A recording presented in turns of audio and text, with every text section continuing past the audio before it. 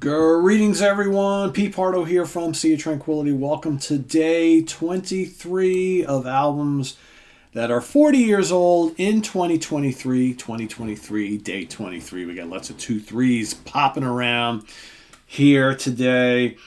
28 days here in February. We have chosen our 28 favorite albums that came out in 1983. They're celebrating their 40th birthdays or their 40th anniversaries, however you like to look at it and talk about it. Today, got a debut album. Came out in December of that great year. Recorded at Track Record Studios in Los Angeles, California. Released on Metal Blade Records, produced by Brian Slagle and the band. Of course, I'm talking about Show No Mercy from Slayer. That's right.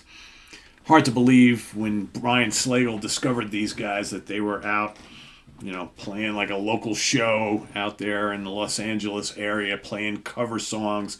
I think legend has it that Brian walked into the bar that they were playing at and they were actually doing a cover of Iron Maiden's Phantom of the Opera. Right, that's kind of what got his attention, and I think that supposedly the majority of the songs they played that evening were all cover songs, but they did play a couple of originals, and Brian was quite taken with the band, had a chat with them, and next thing you know, in a couple of months or however long it took, this shows up on the racks. I have a lot of fond memories of Show No Mercy. Yeah, I know Hell Awaits and Rain and Blood kind of get all the accolades in the Slayer catalog as, probably their two greatest achievements. I get it. I love those albums with everything in me as well.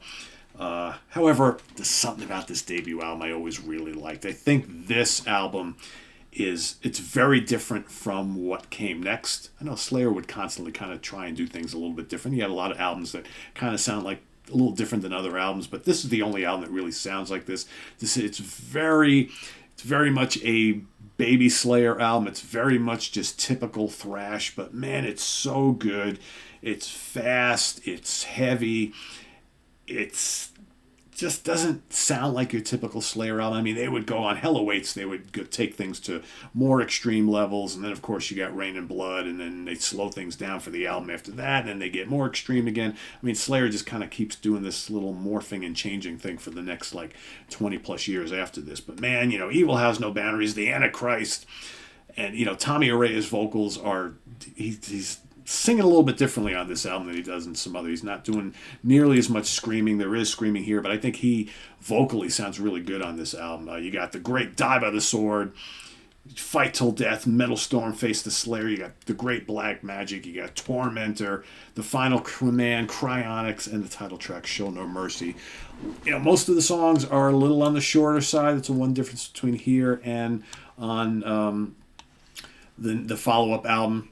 Whereas everything here is 2.5 to maybe, you have 2 4-minute tracks. Mostly it's 2.5 to 3-minute long songs, which on Hell Awaits, the follow-up album, they start to do longer songs. On Rain and Blood, they go back to shorter, more compact songs, but with just greater production values and whatnot. But this is really good stuff. Of course, the band, Tommy Araya on bass and vocals, Jeff Hanneman and Kerry King on guitars, Dave Lombardo on drums, obviously the classic lineup of Slayer.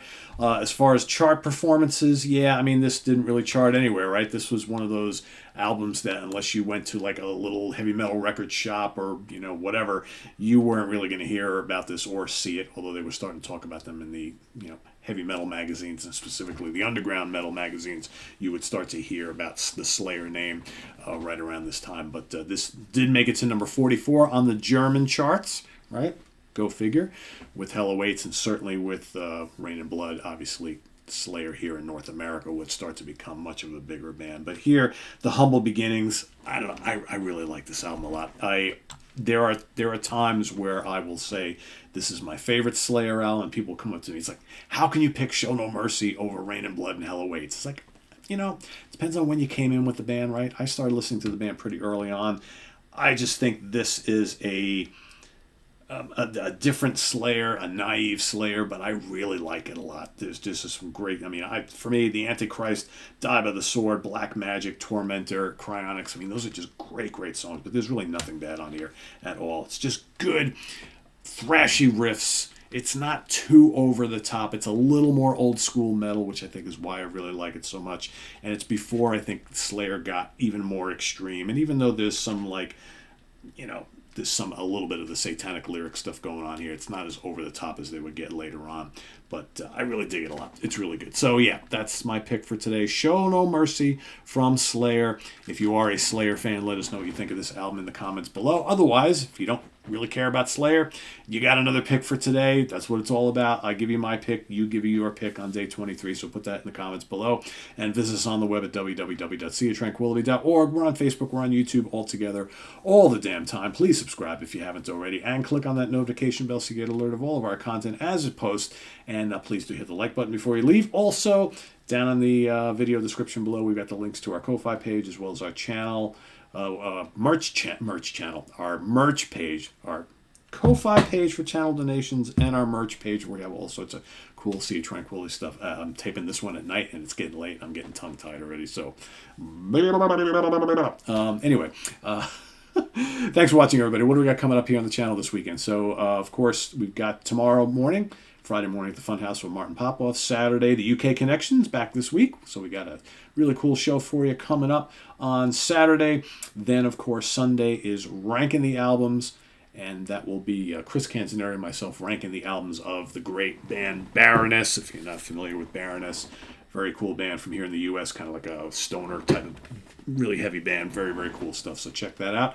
And a lot more. We got the Hudson Valley Squares coming up on Monday. So stay tuned for that. And we'll see you real soon here with more stuff, including tomorrow morning with another album that is 40 years old in 2023. Get with it, Pete. And by the way, if any of you are venturing out to the Starland Ballroom tonight to go see the Winery Dogs, come and look for myself. I'll be there with my brother, Jack Toledano. Sydney Taylor will be there working the merch table for the Winery Dogs. And come find us. Love to say hi to you all, whoever stops by. And we'll see you then. Till then, I am Pete Pardo. Take care, everybody. Bye-bye.